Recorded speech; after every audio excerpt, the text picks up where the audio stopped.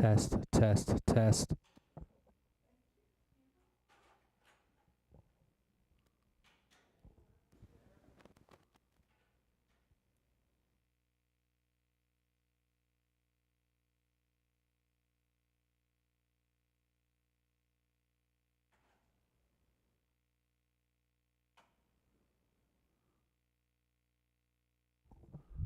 Test, test, test.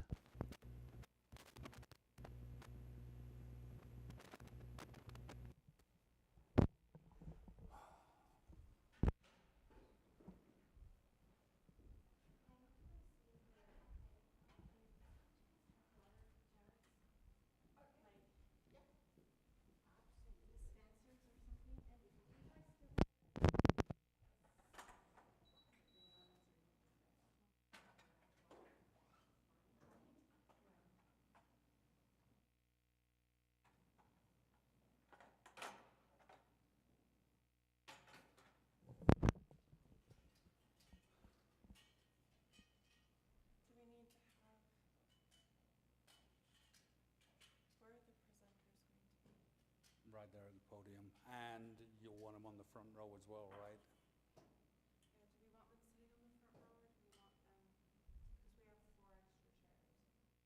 Okay.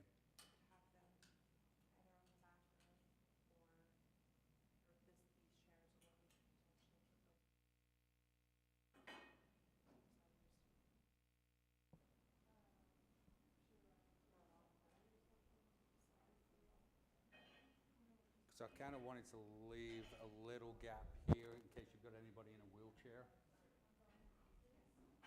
So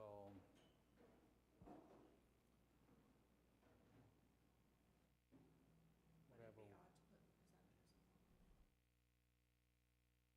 I'd say no, but then the downside with that is, see, 1, 2, 3. It's going to be, you know, they're looking at the screen. Yeah. Figure out why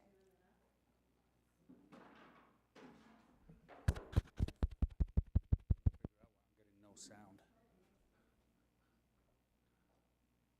None of the microphones are working. But everything tells me that they should be.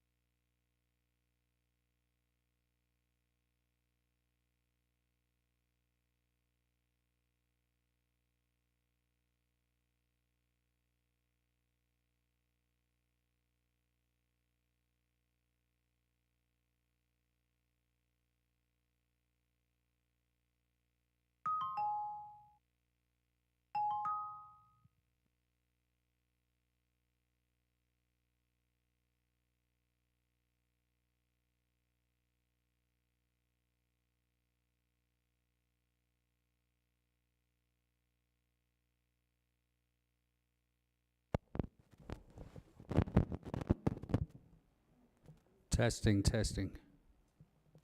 There we go.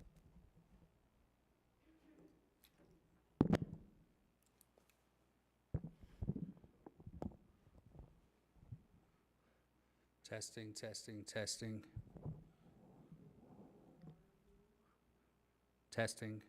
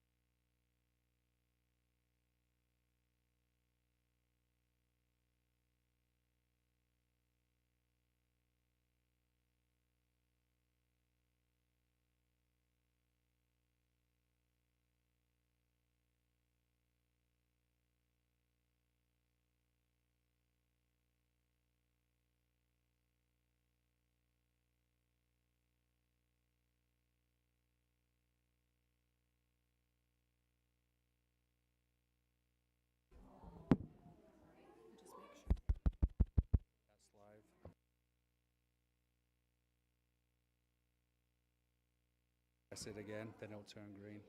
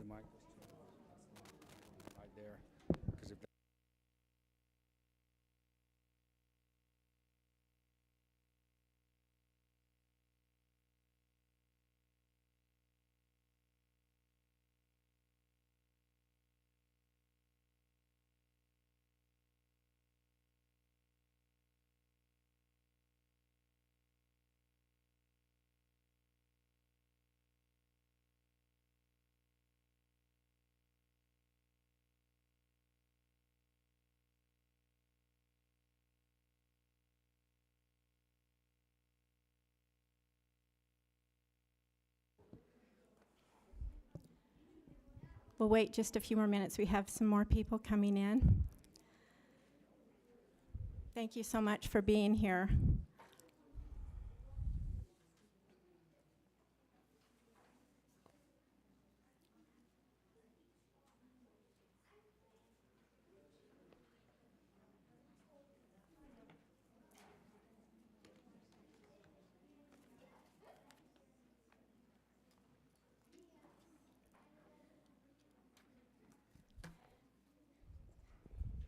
Okay, we'll go ahead and get started with our program today.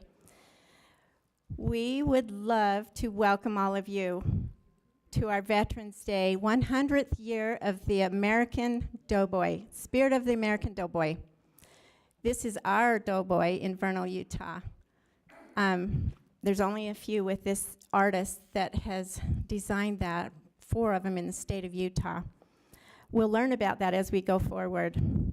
I want to pay tribute and appreciation to all those who have made this historic memory come together. A special thanks to our library director, Karen England, and the staff for her support to allow us, the Uintah County Regional History Center, put this event on. Sorry, it's breaking up. Even when it falls on a county holiday, we opened for this event. So we're appreciative of that. We also want to thank and acknowledge our sponsors who are listed on the back of your program. They have helped us be able to fund and document a video of this historic event that will go in the archives of our History Center. Lastly, and most importantly, we would like to honor and recognize all our military servicemen, especially those from our area who have served for our country so that we may all enjoy the freedoms we have today. We have a special exhibit next door at the Heritage Museum, so make sure you take time to go over and view what has taken place over there. Meredy Hill, my coworker, has worked really hard on the research of this history and the research of World War I veterans, and it's well worth visiting over there.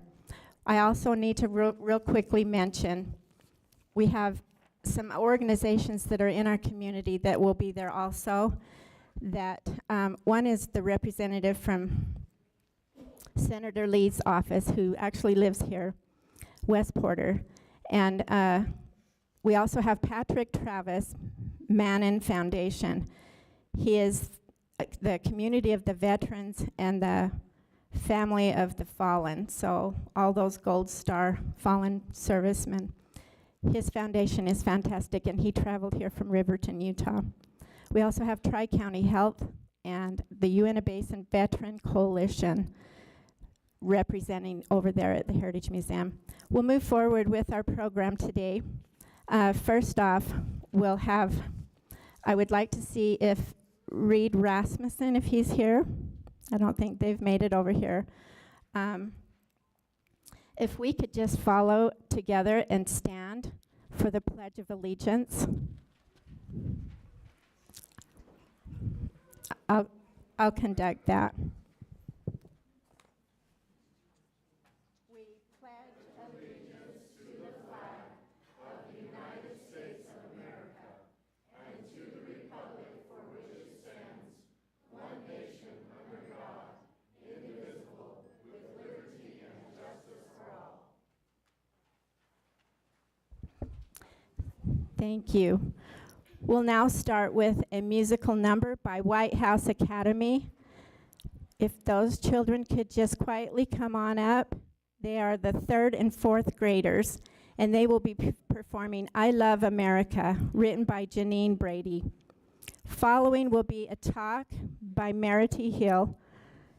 She'll be talking on the spirit of the American Doughboy. Following her will be a talk by Jason Winder, Our Boys Over There, a tribute to the Vernal's World War I Marines, and will follow afterwards. Thank you.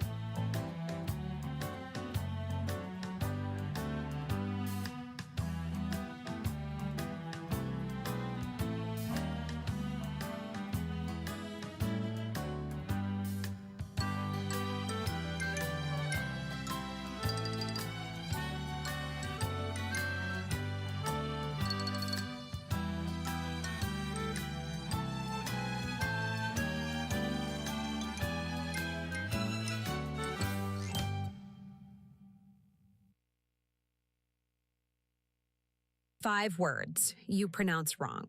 2 years.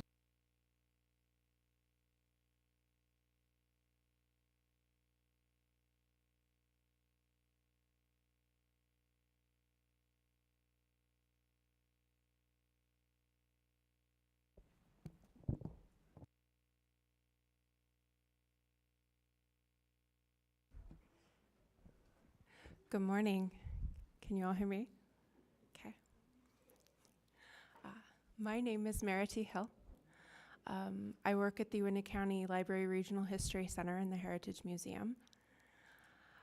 I have been studying our World War I veterans and specifically the doughboy for the last year in preparation for this event. And in the last 4 years, I've been going over all the names on the doughboy to gather stories about them.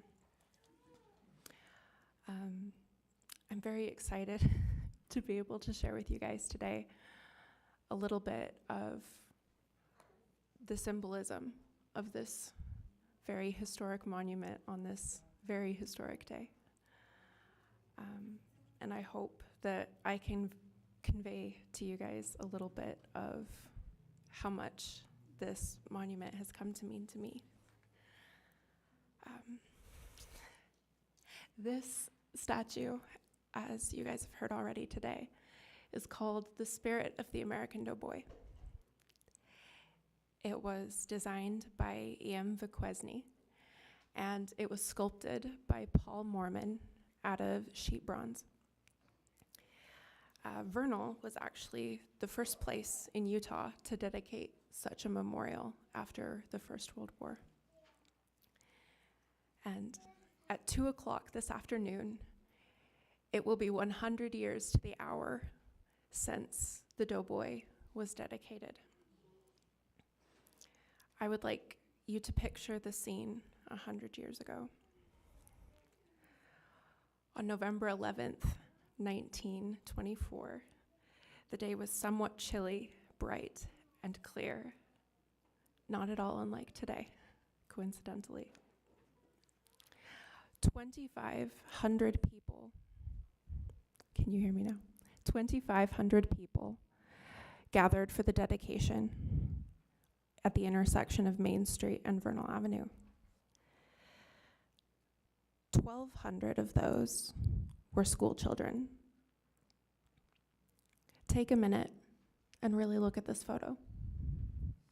I would like you to ask yourself, why would the people of this community, including school children, raise thousands of dollars to pay for this statue?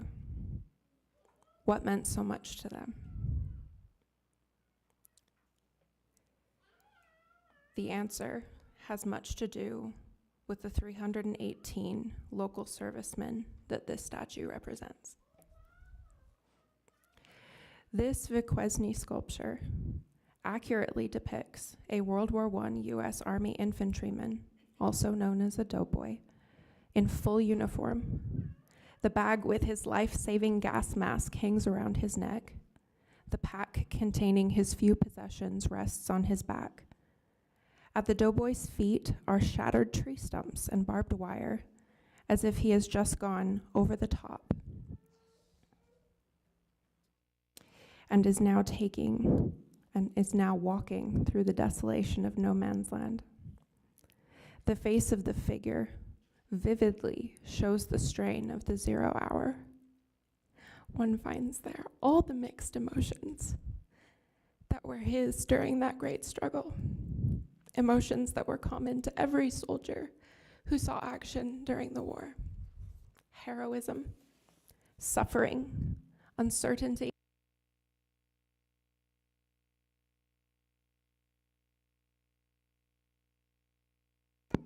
There we go.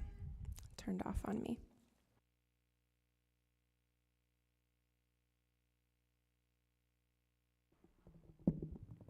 There we go.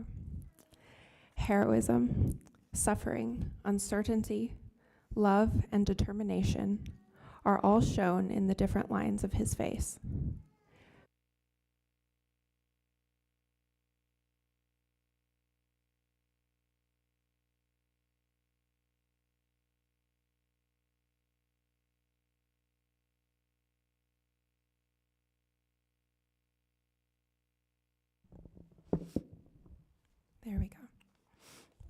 fear, protectiveness, and courage are also there. He does not know what will happen, but is going forward anyway. His posture as he moves forward into danger indicates internal strength and perseverance. A grenade is held aloft in his right hand, a necessity to protect himself and his comrades. And in the original statue, he has a rifle with an affixed bayonet that is grasped in his left hand. Researcher Earl D. Goldsmith wrote of Duquesne's vision for the statue. While he wanted to depict an American soldier in battle, he didn't want to depict excessive might or power by portraying a soldier charging or running forward. Instead, he wanted to depict the spirit of the American doughboy's determination to preserve freedom for their country and mankind. So he portrayed a doughboy striding firmly forward in an erect posture through no man's land. Our local veterans are the heart of this memorial. And today, I would like to share with you a couple of stories that I have had the privilege of researching today, and their names are on this memorial. The first story is from Dan Carroll, and Dan Carroll was originally supposed to be in the Air Force, but when he got to France, there weren't enough planes, so he was assigned to the Motorcycle Dispatch Division. And his brother is the one who tells this story. He says, when he, Dan Carroll, got to France, he was assigned to the Motorcycle Dispatch Division. He was given a motorcycle with a sidecar, and he was told to take dispatches from headquarters to the front lines. He had a map and instructions of how to get there by the fastest route to the lines. He was riding motor as far as he could, and then would sneak up to the trenches. 3 times when he returned to his motorcycle, he found it was blown all to bits, and he had to get back the best way he could. One night, when he was crawling back, the searchlight spotted him. He had to throw himself down and lay there while the shells burst over his head. He said his blessing and prayed very fervently. There was something about the size of his head, and he tried to crawl under it. Finally, as the lights went out, he fled as fast as he could run. The average life of a dispatcher, like Dan Carroll, was 5 days. When he got home, he told Mother a number of times that he was sure that the Lord was watching over him. Close quote. And the next story that I would like to tell you about today is actually about 2 of our local veterans, and that would be Seth McConkey and Amos Hoeft. And they were fresh off the boat in France, and they were traveling by train to the front lines. And at that time, they were traveling in what were called 40 and 8 boxcars. And 40 and 8 means that the boxcar could hold either 40 men or 8 horses, excuse me. And the senior chaplain of their unit, Fred Hagen, tells their story. He says, our train stopped on the main line at a little village. I was awakened by an awful crash and found myself on the opposite side of my compartment. I rushed out of the car and followed a captain toward the rear of the train around a curve some 100 yards distant. The captain seemed to realize what had happened, but I had not yet grasped the situation. As I neared the end, I saw what had taken place. A heavy loaded freight train, running at a good speed, had crashed into our train and made kindling wood out of the frail cars, piling them one upon another in a high heap. Rescue work began immediately. I do not know who carried Private McConkey from the wreck. About 1 hour after the accident, I found him in a row of wounded, which had been carried some 300 yards from the scene. These wounded were placed alongside a road awaiting ambulances from a town some 4 miles distant. I went from soldier to soldier, inquiring the nature of their wounds, organization to which each belonged, the name of a relative to whom I might write, and the home address. When I came to Private McConkey, I found that both his jaws were broken and his chest badly crushed. He was not suffering much. A doctor had given him a shot in the arm to ease the pain. And when he told me that he was from Vernal, Utah, a soldier standing near said, "That is near my home." This soldier kneeled down by his stretcher and gave him all the aid possible. And Seth asked me to write his wife. I left Seth in the hands of this soldier, whose name and organization I do not know. It has since been learned that this was Amos Hoeft. Coming back some 15 or 20 minutes later, I found this soldier with his arms around Seth, holding him up in a sitting position. I asked him if there was anything I could do. He said, "No, I am not hurt very much." He had no idea that the end was near for him so far as his life is concerned. A few minutes later, he died from a hemorrhage of the lungs caused by his crushed chest. There was little or no suffering or struggle. Close quote.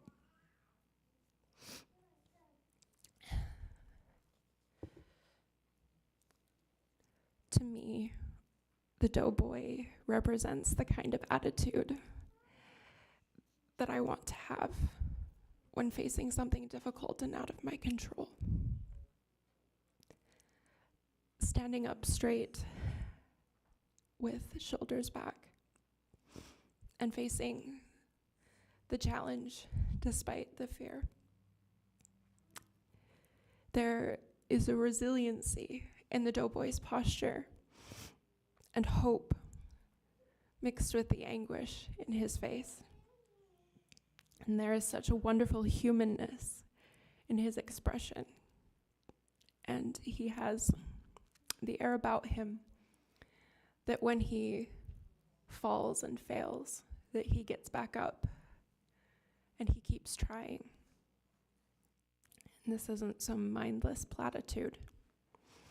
You can see in this memorial what the war has cost him.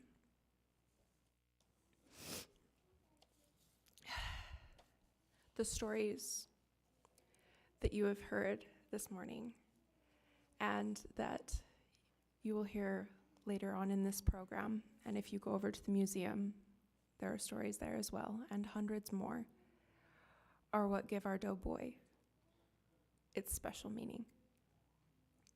They and the memorial serve, in the words of the statue sculptor, as permanent tributes to the men who gave so much during the years of the World War, and as a study for future generations, as a plea against further wars. Viquesny continues, "Every community should have its doughboy memorial for many reasons, but one above all, that memory may not die after the veterans of the last great war have passed on. I do not urge the building of war memorials to perpetuate war, but to impress on the American youth the desirability of peace. And this is best taught and impressed on younger minds by studying the horrible methods of modern warfare. In the years to come, our children will have their histories to study and the Great War. But when they can stand before a statue that shows the implements of that warfare, realize the suffering, sorrow, and loss to individuals and nations that wars cost, it will, in my estimation, do more to inculcate peace than all the lectures in the country." The doughboy isn't just a statue. It's a story. And that story doesn't end with the veterans of World War I. It continues with all of us. And after this 100th anniversary celebration is over, and when you next come to visit the doughboy or you're driving by, I would encourage you to remember what you felt today and let it inspire you to be more courageous and resilient in your day-to-day life. Let it inspire you to be a peacemaker. And don't let the fear of failure stop you, because you are not alone. Theodore Roosevelt said, "It is not the critic who counts, not the man who points out how the strong man stumbles or where the doer of deeds could have done them better. The credit belongs to the man who is actually in the arena, whose face is marred by dust and sweat and blood, who strives valiantly, who errs, who comes short again and again because there is no effort without error and shortcoming, but who does actually strive to do the deeds, who knows great enthusiasms, the great devotions, who spends himself in a worthy cause, who at the best knows in the end the triumph of high achievement, and who at the worst, if he fails, at least fails while daring greatly, so that his place shall never be with those cold and timid souls who neither knew victory nor defeat." Thank you.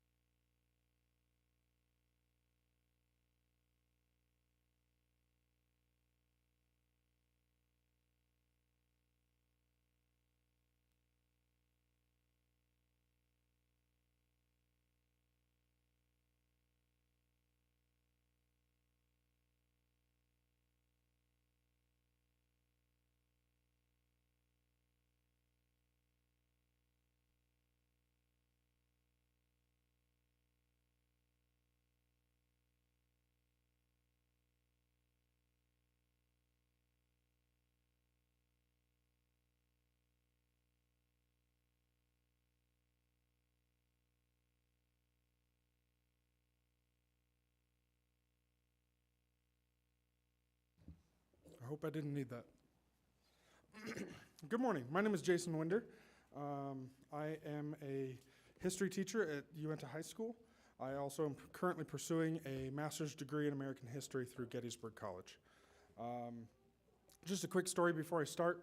I was taking a class, I started a class this summer about World War I. It's one of the more interesting topics I think to learn about.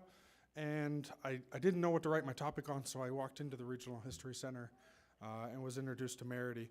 And she shows me all of this really cool stuff of all of this work that's been done, and I'm like, oh, I could do something with this. And I kind of all focused on the doughboy, and I was like, wow, she's done so much work on the doughboy statue and the history of that statue. And I was like, I got to pick something else. So I ended up kind of focusing on some of the veterans, and that's kind of where I was introduced with the Regional History Center. So, all right, let's see. Perfect. All right. So, good afternoon. Today we gather to honor the men and women who have served our country, paying a special tribute to veterans who fought in World War I. Just a little bit more about myself. I served in the United States Army. I also have family members that served in the different branches. While there is some jawing and yapping between the branches, I do have that most respect for the other branches. I had two grandfathers who served. One was Army Staff Sergeant Vince Chavez, Corporal Richard Winder of the United States Marine Corps, and then my uncle, Major Perry Winder, served as an F-16 pilot in the Air Force. My focus today, however, is on three Marines from Vernal: George Goodrich, Vern McCarroll, and Alden Dahl Whitbeck, whose service and sacrifice are a testament to the courage, duty, and camaraderie shared by those who answered the call during the Great War.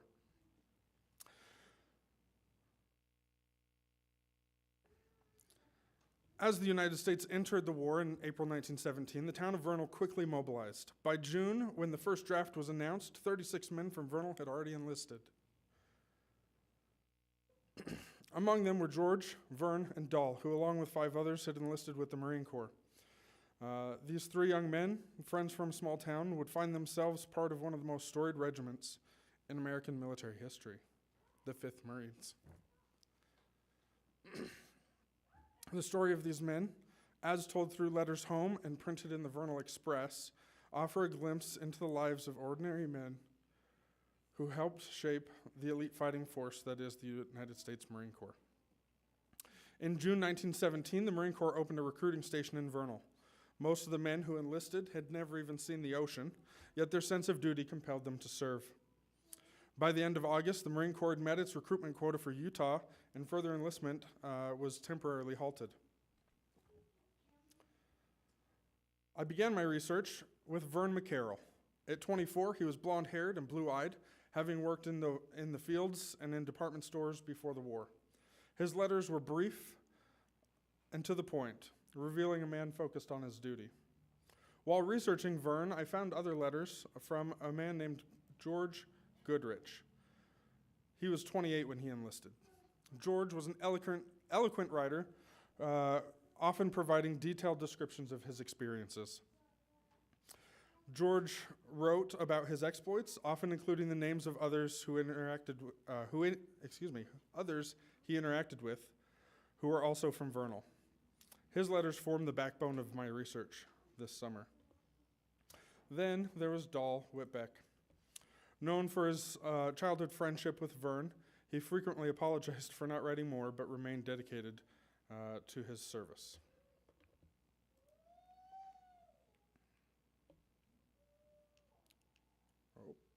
Go back. The three men shipped out and trained together at Mare Island, California, from August to December 1917. The training camp, hastily constructed for the influx of recruits, was ill-prepared for the sudden rush of men, but Marines endured. Sometime between August and October, 14 sailors and Marines from Vernal posed for a photo somewhere in Mare Island.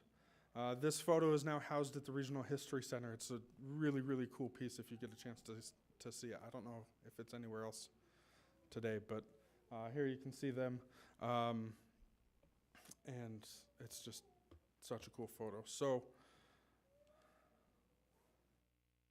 there's one, that's Vern. This is Alden and George over here.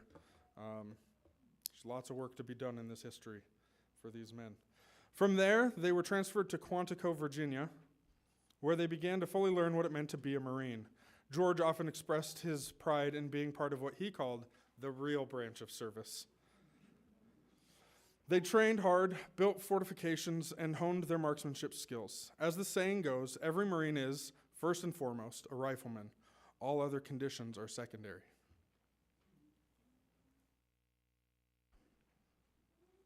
Excellent Marine marksmanship in World War I eventually led to some Marines believing that they were superior to the Army. I don't know. The three men were then sent across the Atlantic Ocean to France, where they were assigned to different companies within the 5th Marine Regiment. So here is the 5th Marine Regiment.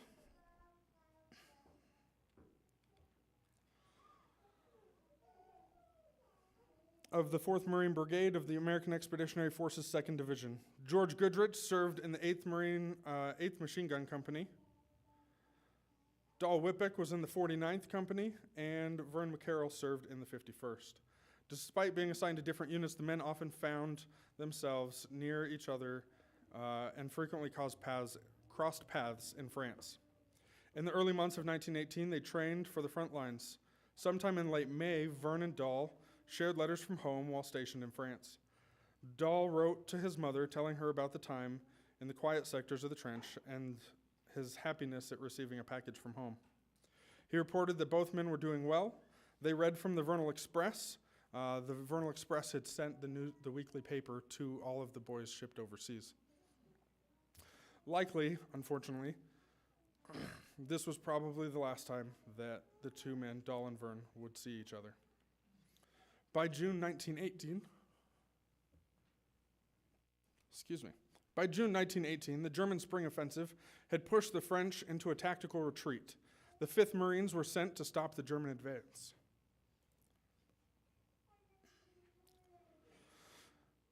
Verne's 51st Company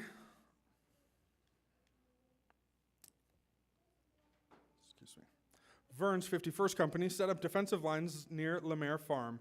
The German assault clashed with the Marine defenses in Verne's company along with others.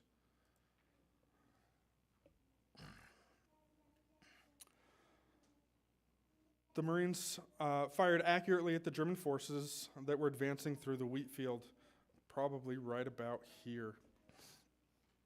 The Germans, who had met moderate resistance from the French, were stunned by the Marines' precision rifle fire and determination to hold the line.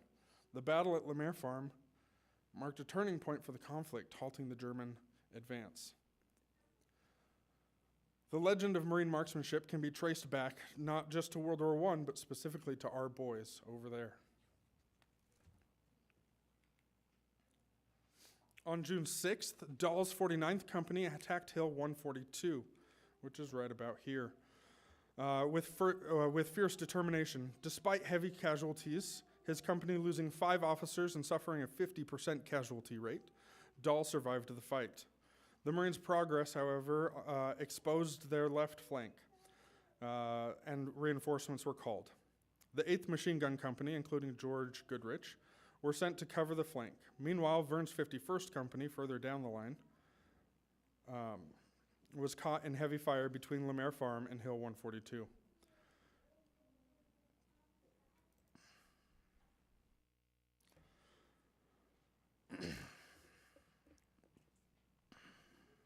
Despite sustaining 3 gunshot wounds, Verne helped capture several German soldiers during the battle. As he was being carted off the line, he was passed along the road by none other than George Goodrich, who was on his way to the front. Throughout June 1918, the Marines continued to fight with relentless courage, earning the prestigious French Fourragere for their efforts at Belleau Wood. The French were so impressed by the Marines' valor that they renamed the area the Wood of the Marine Brigade. The Germans never advanced further than they did at the Lemaire Farm at Belleau Wood. They were met with the full force of the United States Marine Corps. I will also note there were actually more soldiers at the battle, but apparently the Marines get all the glory here. Here's just a quick Vernal Express article where Verne got to write home about sustaining his wounds in battle. By the 4th of July, Verne was in Paris recovering from his first of several surgeries. Dahl, likely marching in a parade, was also taking a brief respite in Paris. Verne would later be shipped to Vichy, France to continue his recovery. By mid-July, the 5th Marines were back at it, advancing towards Soissons. On June 17th, Dahl's 49th Company, following a rolling artillery barrage, pursued the fleeing Germans through the fields. They probably jumped off right about here. Oh, I keep doing that. And the action happened in these fields that look kind of tan up here. A letter detailing the event was later printed in the Vernal Express. I have been hesitating for some time before writing you, trying to learn officially about Dahl. He was killed by a shell.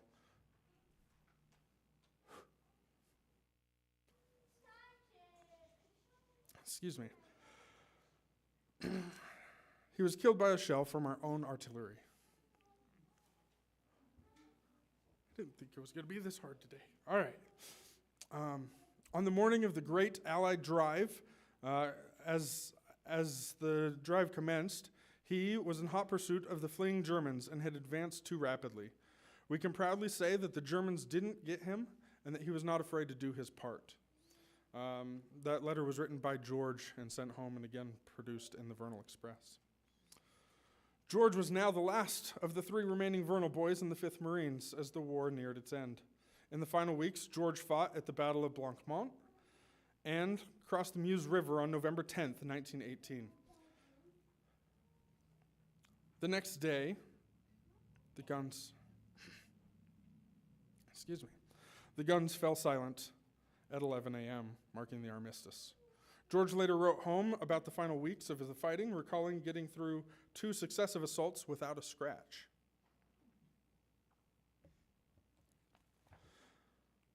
Following the war, an American cemetery was created, and Dahl was buried at the Ains Marne American Cemetery in France near Bella Wood, alongside 2,288 other servicemen.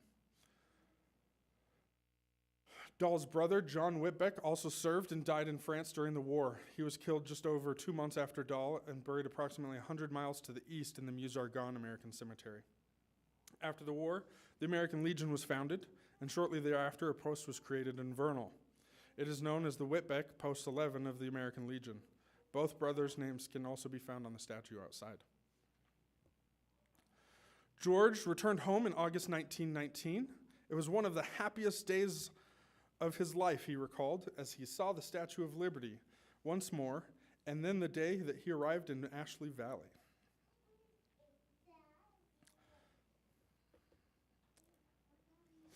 He married Bessie Glenn. They had 4 children together, and George lived a long life, passing away in 1980 at the age of 91. Vern McCarroll, recovering from his injuries, returned to the United States in December 1918. He married Army nurse Dorothy Becker in 1920, and the couple lived in Vernal. Vern served as the commander of the Whitbeck American Legion post for a time, and also managed a store here in Vernal until his death in 1959. Dahl, Vern, and George were not the only Marines to serve from Vernal. 318 young men from Uintah County served in all branches of the military during this time.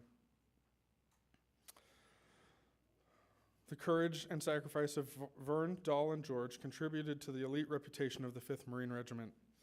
Even though their actions did not result in individual medals or widespread recognition, the legacy of their service lives on. As the years pass and memories fade, letters and journals of those who served in World War I become more difficult to find.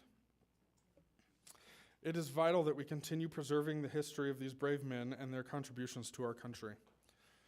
If you have historical records, a shoebox of artifacts related to a family member's military service, I urge you to consider 2 options. First, the Veterans History Project undertaken by the Library of Congress in Washington, D.C. Their process is fairly arduous, but can be a great option for preserving those memories. The other option is simpler, and that would be our Regional History Center. I highly recommend, if you have something, go talk to them, talk to Merity, and they can help you guys preserve those. It would be awesome. Someday there's going to be a future historian who's going to find that box of stuff and just be so grateful for it. So in closing, let us remember the sacrifice not only of George, Vern, and Dahl, but all the men and women who served in World War I and every other American conflict. Their courage, commitment, and legacy are etched in the history of our nation. Thank you very much.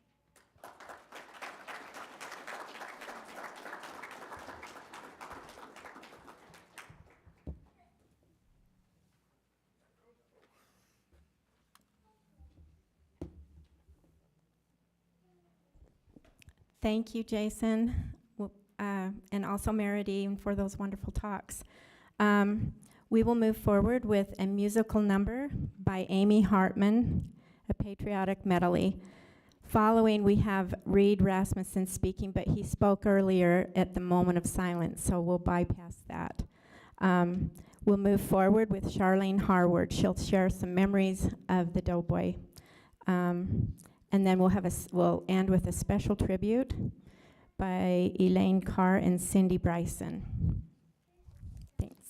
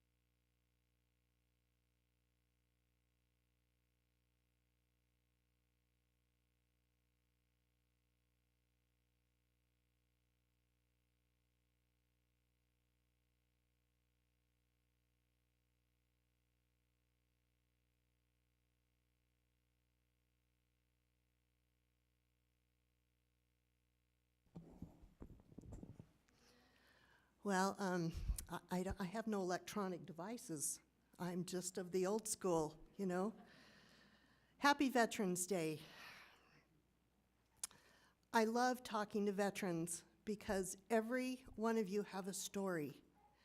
I'm a hat watcher, and it's amazing to me when I run into different veterans and I'll thank them for serving and tell me your story. It's amazing the wonderful stories that I get.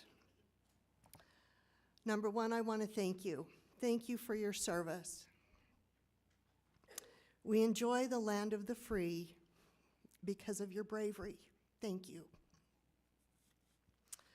I was asked to explain how the Doughboy ended up where it is. I know just a little bit about this because I'm Dwayne Hall's daughter, the one that moved the Doughboy, that wanted a permanent home for the Doughboy. He was driving down Main Street one day, and the Doughboy then was like in front of the library, kind of at the corner. And they were doing some construction nearby, and all the dirt was being thrown on, at, over, on the Doughboy. Anybody that knows my dad would know that did not set well with him. To be right honest with you, he is real mad at the disrespect shown that wonderful statue. So he went home, he pondered on it. He went down and met with the commissioners, and he said, I want to build a memorial. We need to make a permanent place for the Doughboy. And it won't cost a cent. So he got busy, and he designed all the memorials that's out there. He devised a plan to sell the bricks. I'm not sure, there was a map on the back of the furthest brick one. I think it's Prisoner of War Now or something. There was a map there where you could go stand on your brick that you paid for. And I believe they were $3 a brick. I should have looked more of Dad's stuff up. He left us a great legacy. Anyhow, he started selling bricks, him and my mom. My dad was the commander. He started the VFW 5560 here in Vernal. And that meant a lot to him. It meant a lot to him to pay tribute to our veterans. The only commissioner that I can remember, and I mean, obviously there was more, was Lorne Merrill. He was really instrumental. He kept in touch with my dad almost daily, wanting to know how the progress was coming. The thing that thrilled my dad the most is when little school-aged children would come and give them their $3 to buy their own brick. That just thrilled him to no end. The base of the Doughboy was in pretty rough shape. They said it got hit quite a bit when it was up in the intersection. I can't imagine anybody being, that crazy of a driver owning a body shop, Anyhow, so Jeff Jenkins and my dad went to work to build a new base for the Doughboy. There was a time capsule in that Doughboy, the old one, but through time and weather and whatever else, it was broken up, and all the contents of it was just disintegrated. And that was heartbreaking to all those that was chiseling away, because they were so excited to see what was in it. There was many, many volunteers on that project. I wished I could tell you every one of them, but I don't. I can remember Rex Jacobson having a big influence in it. There was Jim Goodman, Hollis Hawes. There was all sorts of people that helped. When the bricks came in, and I'm talking, we rounded up all the help we could find. We all got to take our turn at laying bricks, and we were there for days.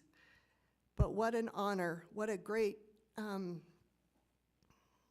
pleasure it was to lay those bricks around that base. There was myself and my husband, our little girls. Our youngest was only 3, but she did haul bricks. And it was a great pleasure to be able to say that we helped lay those bricks. And there's my dad. Anyways, so then the Doughboy was moved there, and then he designed all the war memorials that was out there. That was really important for him because everybody, I mean, all wars are important. And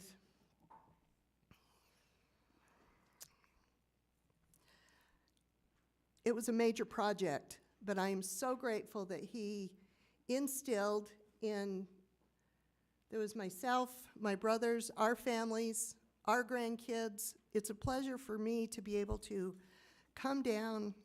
At Christmas time, we always like to come place wreaths on the memorials. Sam's dad was a part of World War II. My dad was the Korean War. And by the way, he was an Air Force boy. Yes. My little brother retired from the Air Force. Vietnam holds a special place in our heart because Gary Dodds passed away over there, and he was a family member. And then one of our fellow firefighters that meant a lot to us, that's where he served. So we like to place wreaths on the memorials at Christmas. Honestly, I'd just as soon come here as go to the cemetery because I know that's where my dad hangs out. As soon as they got that memorial finished and dedicated, and it was actually quite interesting, Supreme Court Justice Gordon Hall, which is a family member of my dad, he came out for the dedication. He wanted to come and see the finished product. But after it was finished, and I mean, even years after it was finished, people would call him. They would send him cards. They would whatever, thanking him for the work that was done on that, for the great peace that it brought their family, for the way they could bring their kids down to pay tribute and to teach them. The program that they have in the, it's Alicia Coltharp, and it's the one they do during the summer where the kids can go to the businesses and get stamps. Sam and I did one for the memorial, and they had to come down and figure out, you know, what it was all about and whatever, and then they'd come and tell us the feelings, the stories, or whatever they had here. And it was really interesting to me to see what those young kids had to say. So I am grateful for that memorial. I think it is just such a great thing for Vernal. Once again, I want to thank our veterans. I hope you know how much we so appreciate everything you've done. It's in God we trust, just like our money says. And it's in God that we need to place our trust. I want to take a minute to thank the history people for the amazing job they've did. Alicia and Meredith, you guys you're the rock. This was so amazing. It was so fun to sit down with you and visit about this and to share the stories of my dad because he's been greatly missed. Thank you.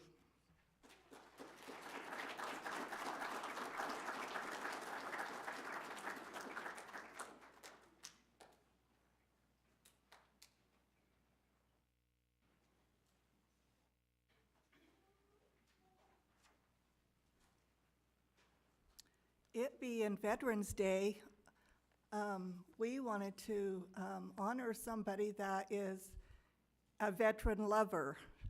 This person honors all veterans.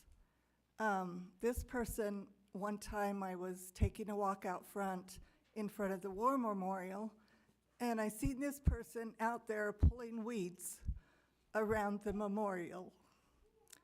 This person goes to several of our veterans and decorates their graves and keeps them neat and clean. Michelle, will you come up here? Michelle Wheeler, I want to give her a plaque.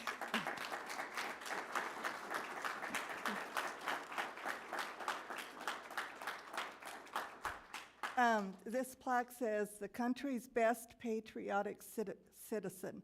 This certificate is awarded to Michelle Wheeler for her patriotic spirit, and her service in honoring veterans. Thank you. And then I want to turn the time over to Cindy.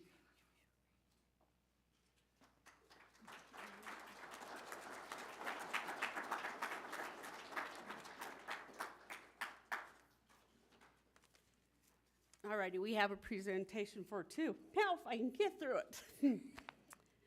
I love people who serve our veterans.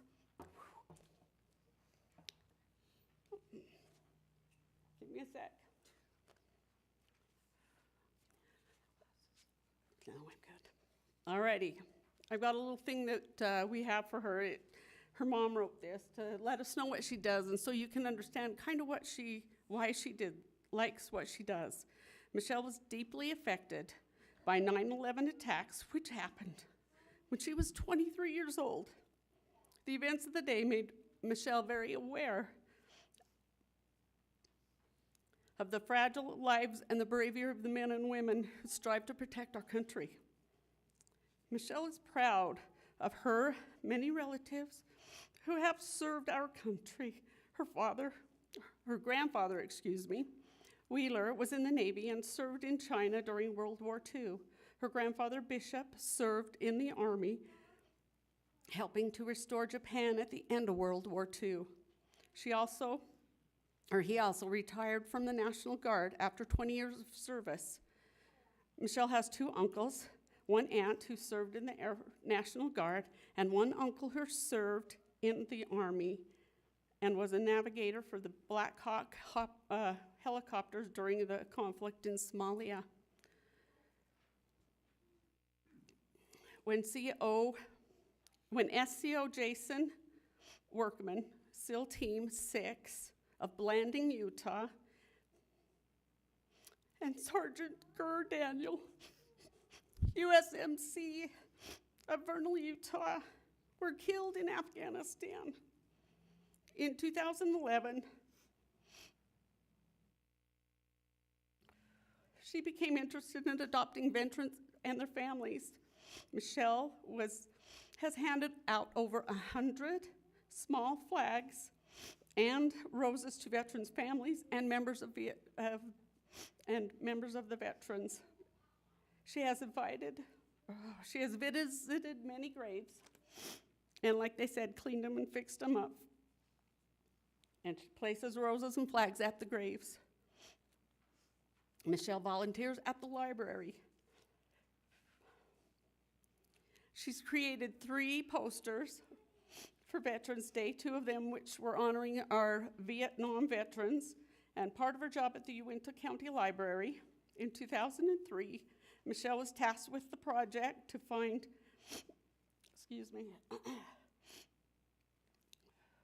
and research through 10 cemeteries in Vernal and Tridell, scanning newspapers and microteching online research of veterans' missing obituaries. That's a task in itself. Michelle has a significant health challenges and is thinking of other,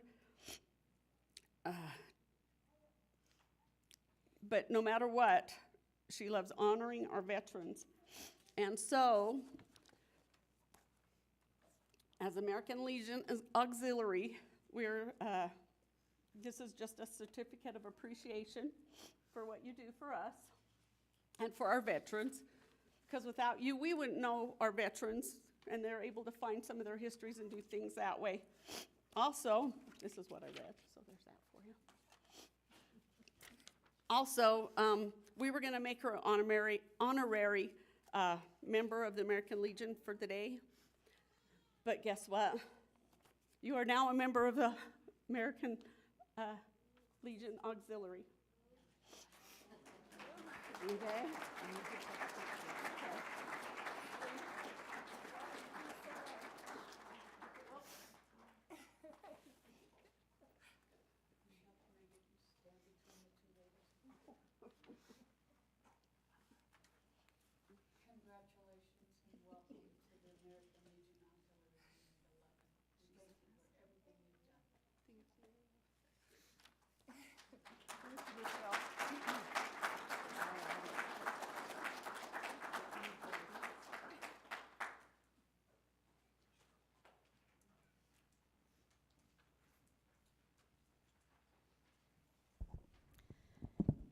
We'd like to thank everyone that's participated today.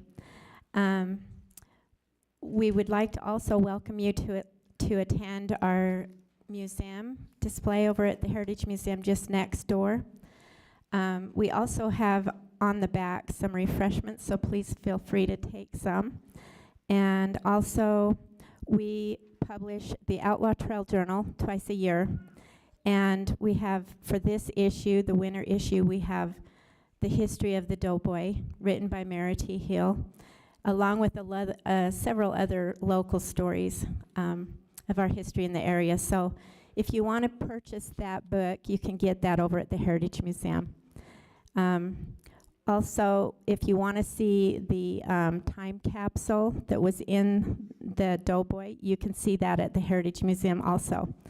We appreciate the patriotism of our community and for all of you attending and supporting our cause. We hope you have a wonderful day today. Thank you for our veterans.